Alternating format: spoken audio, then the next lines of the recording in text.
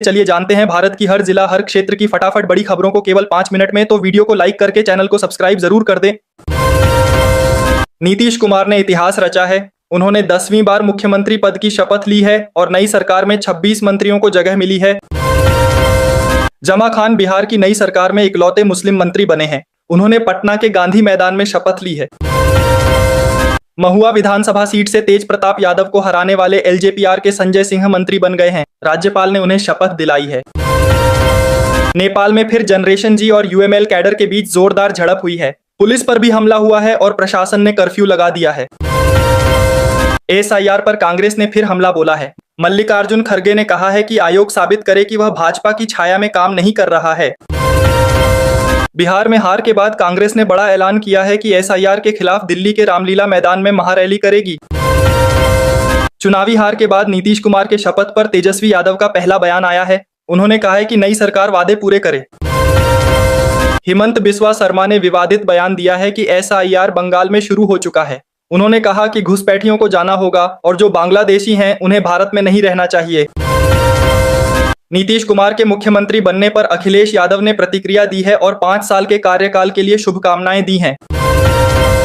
Samajwadi party प्रमुख अखिलेश यादव ने मुख्यमंत्री योगी आदित्यनाथ पर हमला किया है और कहा है कि कानून व्यवस्था को लेकर वे झूठे दावे करते हैं।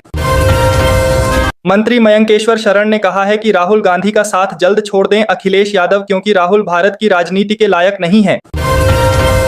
अनिल विज ने भी हमला बोला है और कहा है कि राहुल गांधी से राजनीति नहीं होगी, वे मछली पकड़ने का काम अच्छे से करते हैं।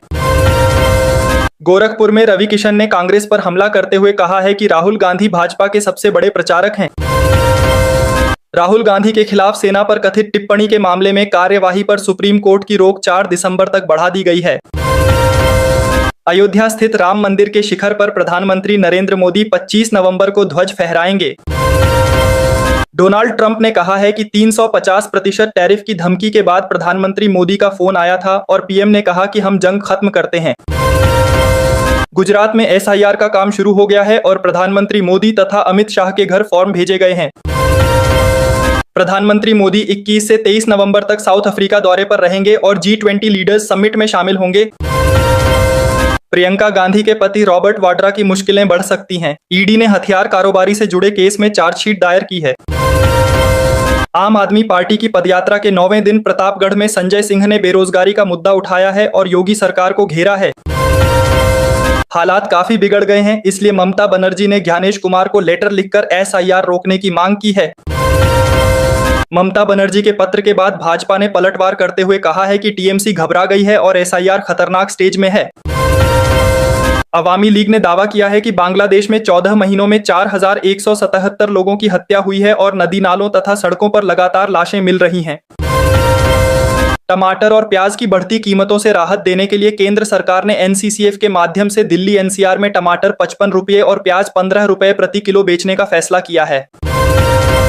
दिल्ली में वाहनों की फिटनेस फीस में 10 गुना वृद्धि कर दी गई है, जिससे ट्रांसपोर्टर्स में हड़कंप मच गया है और जनता पर सीधा असर पड़ेगा। शेख हसीना के बेटे ने कहा है कि बांग्लादेश में अवैध तरीके से उनकी मां के खिलाफ सजा सुनाई गई है और इस समय पाकिस्तान का हस्तक्षेप बहुत अधिक है। पाकिस्तान के रक्षा मंत्री ख्वाजा आसिफ ने कहा है कि भारत किसी भी वक्त सीमा पार कार्रवाई कर सकता है और हालात बेहद तनावपूर्ण हैं। रेल मंत्रालय ने कहा है कि जून के महीने में शुरू हुई टीसी और ग्रुप डी पदों के लिए भर्ती प्रक्रिया अभी जारी है। मध्य प्रदेश सरकार ने पुलिस विभाग के लिए कुल 42,000 पदों पर भर्ती को मंजूरी दे दी है और इसे 3 चरणों में पूरा करने की तैयारी है।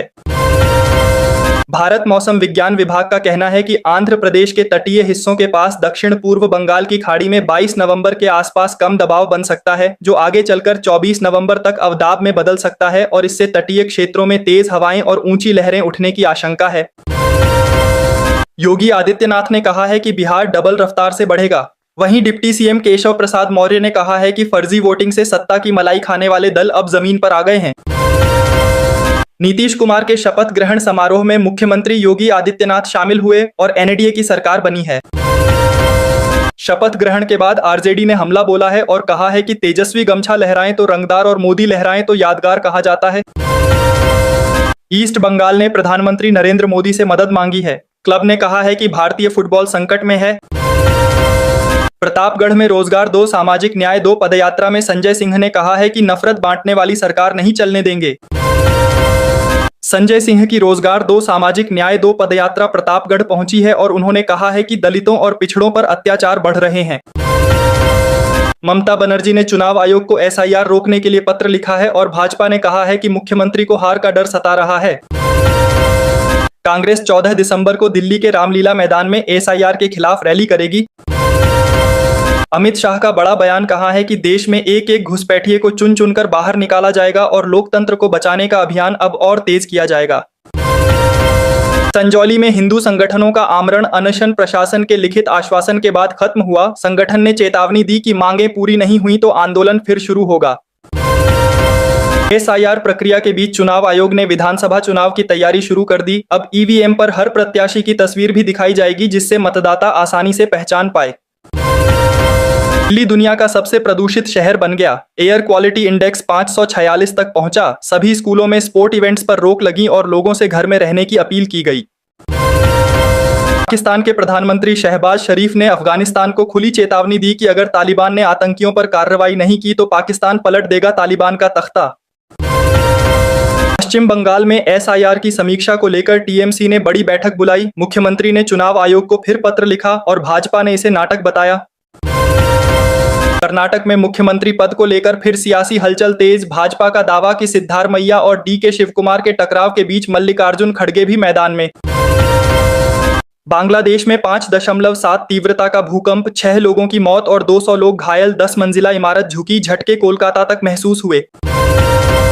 सोना 412 रुपए गिरकर 1,22,149 रुपए पर आया। चांदी 2,738 रुपए सस्ती हुई। इस साल गोल्ड 46,000 और सिल्वर 65,000 महंगी। वाराणसी के दाल मंडी चौड़ीकरण पर अखिलेश यादव का भाजपा पर हमला। कहा दुकान दे दोगे लेकिन ग्राहक कैसे दोगे, यही सबसे बड़ा सवाल।